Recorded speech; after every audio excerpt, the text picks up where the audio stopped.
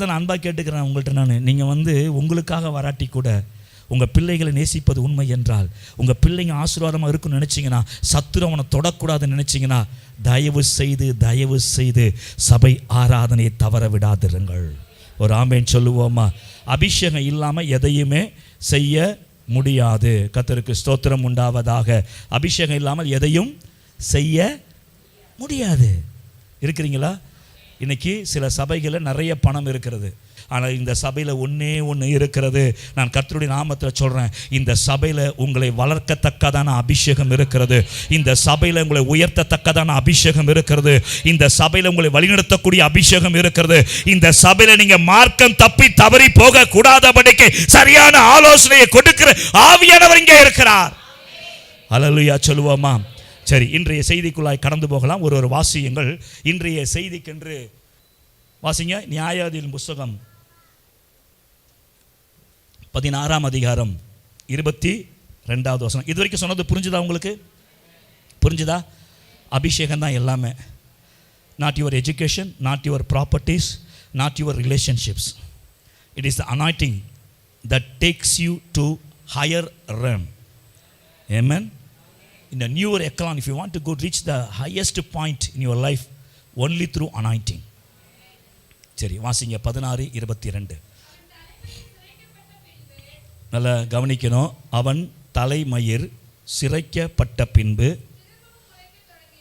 திரும்பவும் முளைக்க தொடங்கிற்று. ஜெபிக்கலாமா? அன்பின் நல்ல பிதாவே, இந்நேரம் மட்டும் எங்களோடு நீங்கள் பேசினீங்க. அபிஷேகம்தான் பெஸ்ட், அது என்னை விசேஷத்தை மாற்றும், என்னை பவர்ஃபுல்லாக மாற்றும்னு சொன்னீங்க. அதனுடைய ஆழத்துக்கு இப்போ நாங்கள் போக போகிறோம். தொடர்ந்து எங்களோடு பேசும் ஆண்டவரே. இயேசுநாதர் நல்ல பிதாவே, ஆமேன் ஆமேன். வாசிங்க திரும்ப. சிரைக்கப்பட்ட பின்பு அண்டர்லைன் பண்ண வேண்டிய வார்த்தை மீண்டும் முளைக்க தொடங்கிற்று. கர்த்தருக்கு ஸ்தோத்திரம். மீண்டும் முளைக்க தொடங்கிற்று.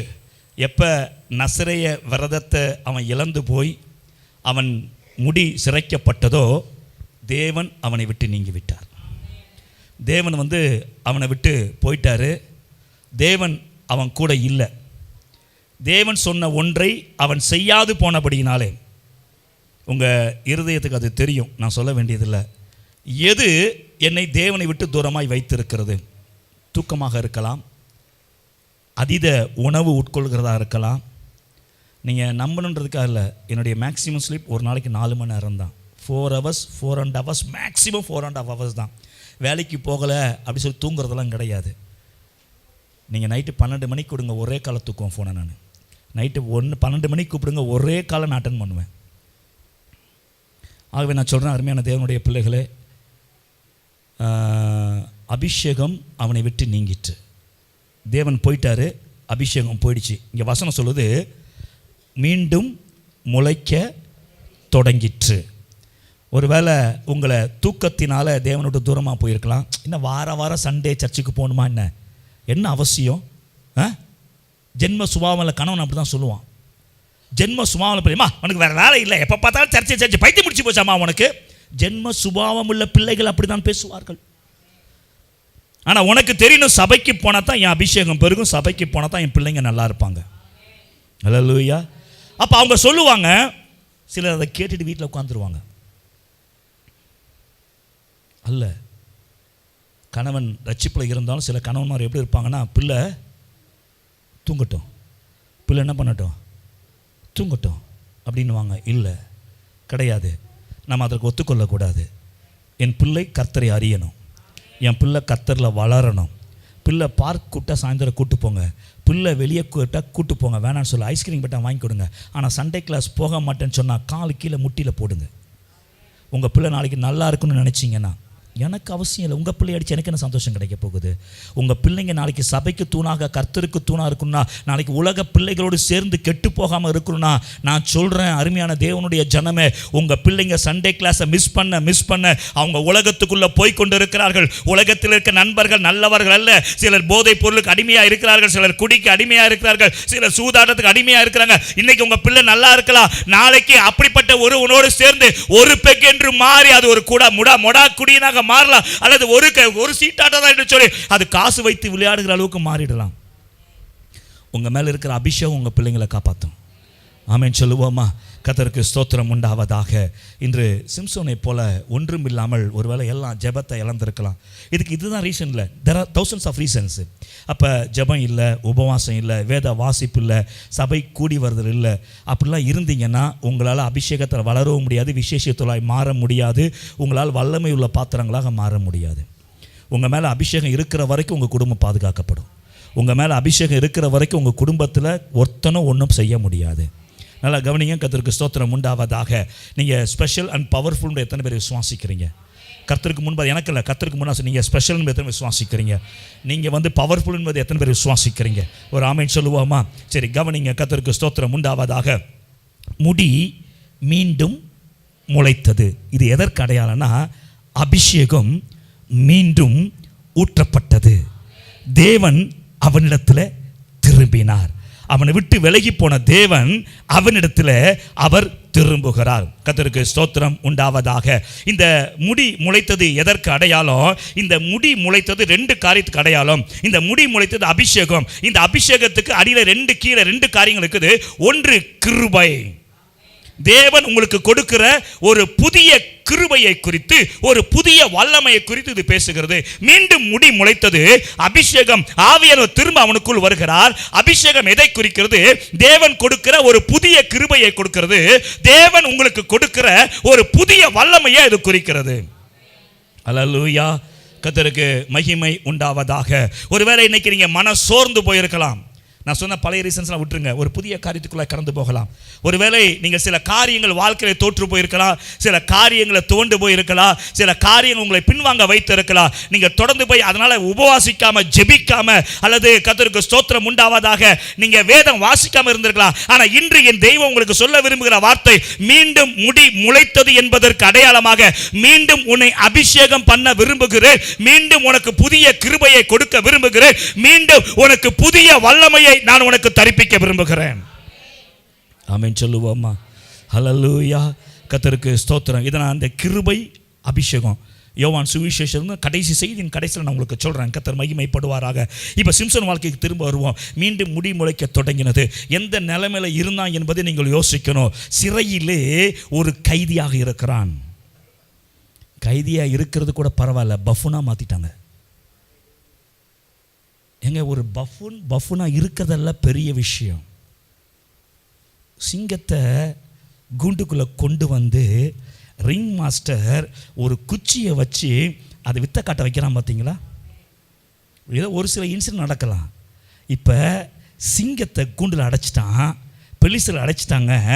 சிங்கத்தை ஒரு குச்சி வச்சு, சிறை என்கிற குச்சி வச்சு அடிக்கிறாங்க. அது வித்தை காட்டு கொண்டு இருக்கிறது. இங்கேருந்து இந்த டேபிளுக்கு ஏறுது, அங்கேருந்து கீழே இறங்குது, அங்கேருந்து ஒரு டேபிளில் ஏறுது, அங்கேருந்து இன்னொரு டேபிள் போகுது. எதை? சிங்கம் போல இருந்த ஒரு மனுஷன் எப்ப அபிஷேகம் போயிடுச்சோ அப்ப நீ உன் மேல இருக்கிற அபிஷேகம் இருக்கிற வரைக்கும் நீ சிங்கம். நான் சொல்றேன், இந்த அபிஷேகம் உங்களுக்காக பேசும். இந்த அபிஷேகம் உங்களை வாழ வைக்கும். இந்த அபிஷேகம் நியாயம் தீர்க்கும். இந்த அபிஷேகம் ஜெயத்தை கொடுக்கும். இப்போ எனக்கு என்ன வருத்தம்னா, அவனை பார்க்கும் பொழுது சிங்கம் போல இருந்த மனுஷனை ஒரு பஃபுனாக மாற்றிட்டானுங்களே. என்ன ஆண்டவரை! அப்போ அபிஷேகத்துக்கு அவ்வளோ வல்லமையா?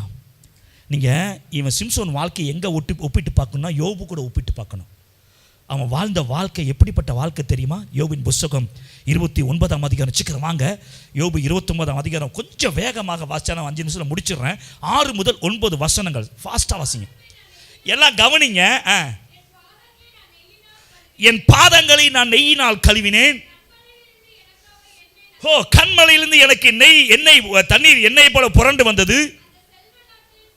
ஐயோ, அப்ப எவ்வளோ நல்லா இருந்தா அது இப்ப இருந்தா நல்லா இருக்கும்.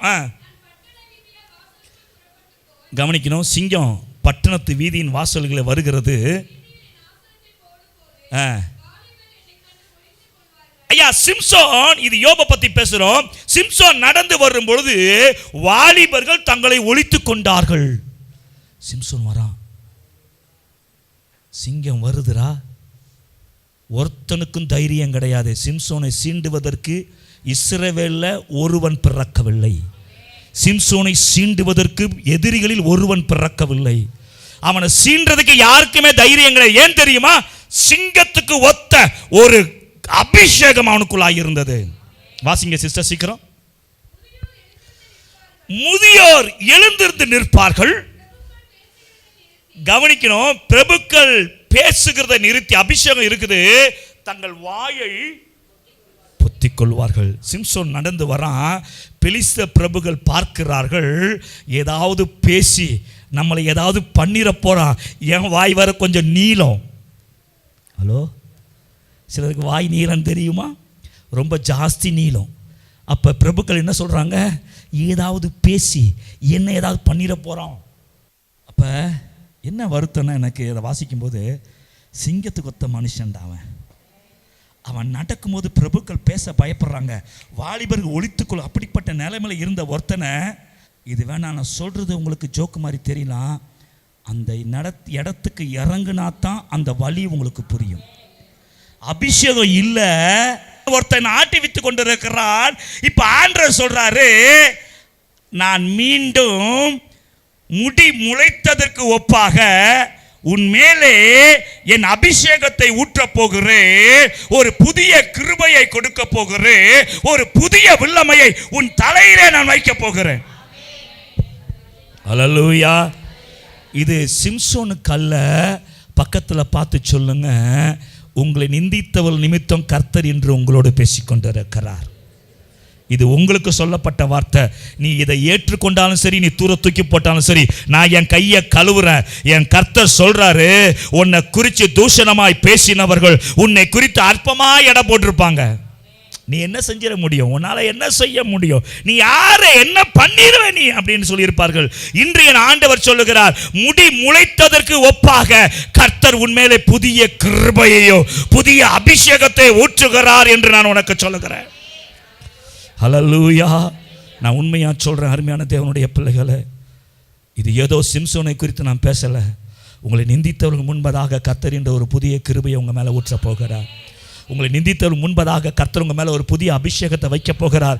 அதை நீங்கள் பார்க்க போகிறீர்கள். ஒரு ஆமென் சொல்லுவோமா? ஒரு அல்லேலூயா சொல்லுங்களேன். சில நேரத்தில் நம்ம இன்ஃபீரியாரிட்டி காம்ப்ளெக்ஸ்னு ஒன்று வந்துடும். 2 பேர் சொல்லிடுவாங்க, கர்த்தருக்கு ஸ்தோத்திரம், நீ எல்லாம் இந்த வேலைக்கு உனக்கெல்லாம் கிடைக்குமா? உனக்கு இந்த வேலை கிடைக்குமா? முடவன் கொம்பத்து எனக்கு ஆசை, நீ எல்லாம் எதுக்கு விடு அப்படின்னு சொல்லி உன்னை பார்த்து என்ன பண்ணுவாங்க? உனக்குள்ளே ஒரு இன்ஃபீரியாரிட்டி காம்ப்ளெக்ஸை க்ரியேட் பண்ணுவாங்க. சில நேரத்தை கணவன் மாதிரிலாம் அறியாமல் உனக்கெல்லாம் தெரியாது பாப்பா அப்படின்ட்டு போயிடுவாங்க. சில நேரம் மனைவி, அதிகாரம் பண்ணுற மனைவி வீட்டில் இருப்பான்னா, அவங்களுக்கு எல்லாம் தெரியுமா, போங்க போய் உட்காருங்க நான் பார்த்துக்கிறேன். உண்டா இல்லையா? சில வேளை பசங்க, பா உனக்கு ஒன்றும் தெரியாதுப்பா, நீ போய் ஓரத்தில் உட்காருப்பா, நாங்கள் பார்த்துக்குறோம். நாமே ஒரு கூட்டுக்குள்ளே அடைச்சி வச்சுக்கிறோம். நம்மளால் எதுவும் செய்ய முடியாது, நம்மளால் ஒன்றும் சாதிக்க முடியாது, நம்மளால் எதுவுமே செய்ய, நம்ம ஒன்றுக்கு பிரயோஜனம் இல்லை என்று சொல்லி ஒரு கூட்டுக்குள்ளே உங்களை அடைச்சி வச்சுருந்தீங்கன்னா, ஆமென். சிலருக்கு வெளியே சொல்ல மாட்டாங்க, மேலேருந்து கீழே வரைக்கும் பார்த்துட்டு தலை எங்கன்னு தெரியல, கால் எங்கன்னு தெரியல, நான் கருப்பாக இருக்கிறேன். சுலமித்தியால் சொல்லுகிறாள், நான் கருப்பாய் இருக்கிறேன். சிலர் யோசிப்பாங்க, நான் உருட்டுக்கிட்ட மாதிரி இருக்கிறேன், எனக்கு மற்றவங்க நின்று என்கிட்ட பேசுகிற அளவுக்கு ரூபம் இல்லை, அல்லது நான் மேபி எஜுகேஷன் இல்லை, மேபி எனக்கு அது இல்லை இது இல்லைன்னு சொல்லி ஒரு கூட்டை போட்டு அந்த கூட்டுக்குள்ளே தங்களை வச்சுக்கிட்டு வெளியே வரவே மாட்டாங்க. அதை விட்டு வெளியே வரவே மாட்டாங்க. என்ன சொல்லுங்க, அவங்களுக்கு புரியவே புரியாது. இல்லை என்னால் செய்ய முடியாது, எனக்குலாம் அது தெரியாது, எனக்கு முடியாது, ஐயோ என்னால் முடியாது என்று சொல்லி தங்களை ஒதுக்கி கொண்டு இருப்பார்கள். ஒருவேளை அப்படி யாராவது இங்கே இன்றைக்கி வந்திருக்கீங்கன்னா, எனக்கெல்லாம் ஒன்றும் தெரியாது பாஸ்டர், எனக்கு படிப்பறிவு இல்லை, எங்கள் வீட்டிலே என்ன மதிக்க மாட்டேன்றாங்க, என்னை பார்த்து எனக்கு பிடிக்கல அப்படின்னு சொல்லி ஒரு கூட்டுக்குள்ளே அடைச்சி வச்சுருக்கீங்கன்னா, இன்றைக்கி நான் உனக்கு சொல்கிறேன், அப்படிப்பட்ட யாராவது சிந்தனையில் அந்த சிந்தனையில் வந்திருப்பீங்கன்னா, இன்றைக்கி உங்களுக்கு சொல்கிறேன், உங்கள் அழகல்ல, உங்கள் உருவம் அல்ல, உங்கள் மேலே இருக்க அபிஷேகம் தான் கர்த்தருக்கு முக்கியம். உங்களால் சாதிக்க முடியும். உங்களால் சிறப்பாக சாதிக்க முடியும். உங்களால் சிறப்பாக எல்லாவற்றையும் செய்ய முடியும். உங்கள் மேலே ஒரு அபிஷேகம் இருக்கிறது. அந்த அபிஷேகம் உங்களுக்காக யுத்தம் செய்யும். இன்றைக்கு கர்த்தர் உங்கள் மேலே ஒரு புதிய கிருபையை, ஒரு புதிய அபிஷேகத்தை வைக்கிறாரு. நான் உங்களுக்கு சொல்கிறேன், உங்களை சிறை வைத்திருக்கிற அந்த கூட்டை விட்டு வெளியே வாங்கள் என்று நான் சொல்கிறேன். ஆமென். ஒரு அல்லேலூயா சொல்லுவோமா? ஒரு அல்லேலூயா சொல்லுங்களேன். எத்தனை பேர் இந்த தீர்க்க தரிசன வார்த்தையை பெற்றுக்கொள்ளுகிறீர்கள்? ஒரு ஆமென் சொல்லுவோமா? அந்த கூட்டை விட்டு வெளியே வாங்கன்னு சொல்கிறேன். அந்த இன்ஃபீரியர் காம்ப்ளெக்ஸ் விட்டு வெளியே வாங்கன்னு சொல்கிறேன். ஏன்னா இப்போ சிம்சோனால் எதுவுமே செய்ய முடியாது. அவனுக்கு தெரியும் தன் பலன் தன்னை விட்டு போயிடுச்சு. மொட்டை அடிச்சிட்டாங்க, பஃபூன் மாதிரி வச்சிருக்கிறாங்க. கர்த்தருக்கு ஸ்தோத்திரம். நான் ஒரே வார்த்தையில் முடிக்கிறேன் உங்களுக்கு, எப்படி கர்த்தர் உங்களுக்கு செய்ய போகிறார் என்று. முந்தின ஆலயத்தின் மகிமையை பார்க்கிறோம், பிந்தின ஆலயத்தின் மகிமை பெரிதாக இருந்து என்று சொல்லப்பட்டது போல உங்கள் ஆவிக்குரிய ஜீவம் எப்படி இருந்து எனக்கு தெரியாது. இன்றைக்கி ஒரு புதிய கிருபையை, புதிய அபிஷேகத்தை நான் உன் மேலே வைக்கிறேன். கர்த்தர் சொல்கிறாரு, அந்த கூட்டை விட்டு தயவு செஞ்சு வெளியே வாங்க. உங்களை நீங்களே பூட்டி வைத்திருக்கிற கூட்டை விட்டு நீங்கள் வெளியே வாருங்கள் என்று சொல்கிறேன். தேவன் உங்களை அபிஷேகம் பண்ண விரும்புகிறார். தேவன் உங்களுக்கு வல்லமையை கொடுக்க விரும்புகிறார். தேவன் உங்களை ஆசீர்வதிக்க விரும்புகிறார். அந்த ஆசீர்வாதம் இதுவரை நீங்கள் பார்த்த பாதையை போல அல்ல, இதுவரை கடந்து வந்த பாதையை போல அல்ல, இதுவரை பெற்றுக்கொண்ட ஆசீர்வாதத்தை போல அல்ல. என் தேவன் புதிய ஆசீர்வாதத்தை உங்களுக்கு கொடுக்க விரும்புகிறபடியினாலே உங்களாலே முடியும் என்று சொல்லுகிறேன். அந்த முடி முளைத்தது போல ஒரு அபிஷேகம் இன்னைக்கு கர்த்தர் உங்க மேல வைக்கிறாரு, ஒரு கிருபையை வைக்கிறாரு. உங்களாலே கூடாதது ஒன்றுமே இருக்காது. ஹல்லேலூயா. ஒரு ஆமென் சொல்லுவோமா? கர்த்தருக்கு ஸ்தோத்திரம் உண்டாவதாக. அந்த அபிஷேகம் எப்படிப்பட்டதாக இருக்கும்? கர்த்தர் மகிமைப்படுவாராக. அதை சொல்லிட்டு நான் முடிச்சிடறேன். கர்த்தர் அந்த காரியத்தை நான் சொல்லி முடிக்கிறேன். முதல் காரியம், கர்த்தருக்கு ஸ்தோத்திரம். அந்த அபிஷேகம் எப்படிப்பட்டதாக இருக்கும்? இன்றைக்கி ஒரு புதிய கிருபையை, புதிய அபிஷேகத்தை கொடுக்குறேன்னு சொல்கிறார்ல, அது எப்படிப்பட்டதாக இருக்கும்? அதே நியாயத்தீர்ப்பு புஸ்தகம் 16ஆம் அதிகாரம் 30வது வசனம். சீக்கிரம்.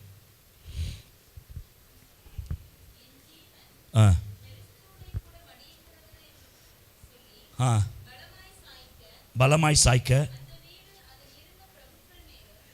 என் ஜீவன் பெலிஸ்தரோடு மடிய கடவது என்று சொல்லி பலமாய் சாய்க்க அந்த வீடு இடிந்து விழுந்தது. அவன் உயிரோடு இருந்த பொழுது கொன்றவர்களை பார்க்கிலும். இருக்குதா? அவன் உயிரோடு இருக்கையில் அவன் கொன்றவர்களை பார்க்கிலும். முடி முளைத்தது, புதிய அபிஷேகம் வந்தது, புதிய கிருபை வந்தது. இதுவரை சாதித்ததை பார்க்கிலும் இப்ப சாதித்தது பெரிதா இருக்கிறது. ஒரு ஆமென் சொல்லுவோமா? இதுவரை நீங்கள் கடந்து வந்த பாதையை போலல்ல, ஒரு புதிய பாதையை கர்த்தர் ஆயத்தம் பண்ணுகிறார். இதுவரை நீங்கள் சாதித்ததை போலல்ல, ஒரு புதிய சாதனை கர்த்தர் செய்ய போகிறார். நீங்க பின்வாங்கி வாழ்ந்தது போதும். ஆமென். நான் இதை செய்ய மாட்டேன், நான் அதை செய்ய, நிறைய நீங்கள் காரியங்கள் கர்த்தருக்காய் செய்திருப்பீர்கள். ஒருவேளை மனக்கசந்து இருக்கலாம். அந்த நாட்களில் மனக்கசந்து நான் எதையும் செய்ய போறதில்ல. ஒருவேளை முன்னாடி ஊழியம் செஞ்சிருக்கலாம், இப்போ ஊழியம் செய்யாமல் இருக்கலாம். ஒருவேளை முன்னாடி அநேகருக்கு சுவிசேஷம் சொல்லியிருக்கலாம், இப்போ சுவிசேஷம் சொல்லாமல் இருக்கலாம். ஒருவேளை முன்னாடி எந்த கூட்டத்தையும் மிஸ் பண்ணாமல் இருக்கலாம், இப்போ எல்லா கூட்டத்தையும் மிஸ் பண்ணி கொண்டு இருக்கலாம். இந்த பின்மாற்றத்தில் இருந்து, இந்த சோர்விலிருந்து கர்த்தர் உங்களை வெளியே அழைக்கிறார். நீங்கள் வெளியே வந்தால் என்ன செய்வார்? உயிரோடு இருக்கும்போது ஒரு நரியை பிடிக்க ஈரோடு பக்கத்தில் ஒரு கிராமம் 7 நாளாக சுற்றிச்சு. ஒரே ஒரு நரியை பிடிக்க ஈரோடு பக்கத்தில் ஒரு கிராமம் ஒரு வாரமாக சுற்றி அது எப்படியோ பிடிச்சிட்டாங்க. அந்த ஒத்த நரியை பிடிக்க கிராமமே உள்ளே போச்சு காட்டுக்குள்ளே. இங்கே ஒருத்தன் 150 நரியை, தன்னந்த 300 நரிய 150 ஜோடியா அதை எப்படி பிடிச்சான்னு தெரியல.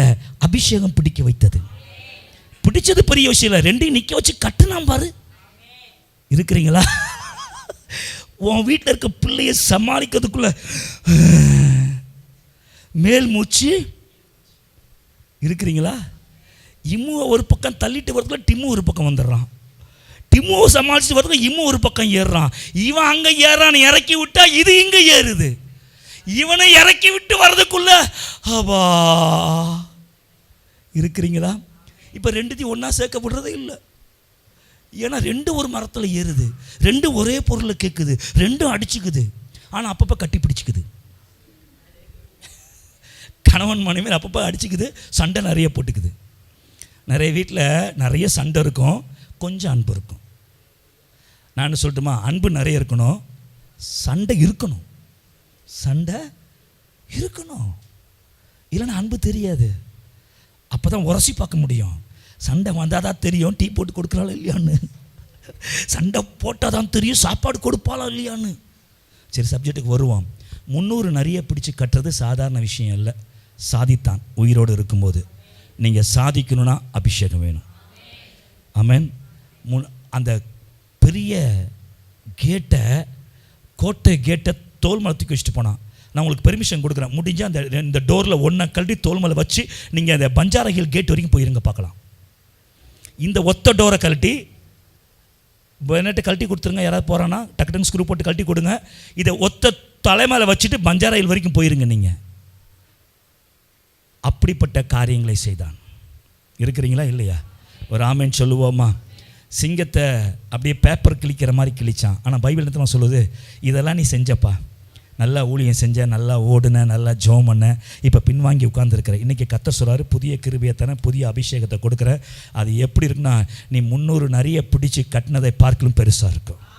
இது வரைக்கும் நீ 10 ஆத்மா சம்பாதிச்சிருக்கிற, இனி நீ சம்பாதிக்க போகிற ஆத்மா 100ஆக இருக்கும். இது வரைக்கும் நீ சின்ன சின்ன காரியங்களை செஞ்ச, இனி செய்ய போகிற காரியம் பெரிதாக இருக்கும். நீ தேவனுடைய சபைக்கு வந்து அபிஷேகத்தில் வளர்ந்தா, உன் குடும்பத்துக்காக நீ என்ன செஞ்சியோ இது வரைக்கும், அது 300 நரி கட்டினதுக்கு ஒப்பாக இருக்கலாம். அது ஒரு கதவை பேர்த்து கொண்டு போனதுக்கு ஒப்பாக இருக்கலாம். சிங்கத்தை ஒரு பேப்பரை போல கிழித்ததை போல இருக்கலாம். இது வரைக்கும் சாதித்ததை பார்க்கலாம் பெரிய காரியத்தை கர்த்தர் உன்னை கொண்டு உன் குடும்பத்துக்கு, இந்த சபைக்கு, அவருடைய ராஜ்யத்துக்கு கர்த்தர் செய்ய விரும்புகிறபடினாலே இன்று உன்னை ஒப்பு கொடுப்பாய் என்றால், அந்த தாழ்வு மனப்பான்மையை விட்டு என்னால் முடியாது என்கிற சிந்தனை விட்டு வெளியே வருவாய் என்றால், கர்த்தர் ஒரு புதிய கிருபையை, புதிய அபிஷேகத்தை கொடுத்து, ஆமென் சொல்லுவோமா? ஹல்லேலூயா. ஆகவே இது தேவனுடைய ப்ராமிஸ். உங்களுக்கு இது தேவன் கொடுக்கிற ப்ராமிஸ். ஆமென். எனக்கு தெரியும் எத்தனை பேரை ஏற்றுக்கொள்வீங்க, எனக்கு தெரியாது. என்னுடைய கடமை என்ன தெரியுமா? கையை கழுவிடணும்.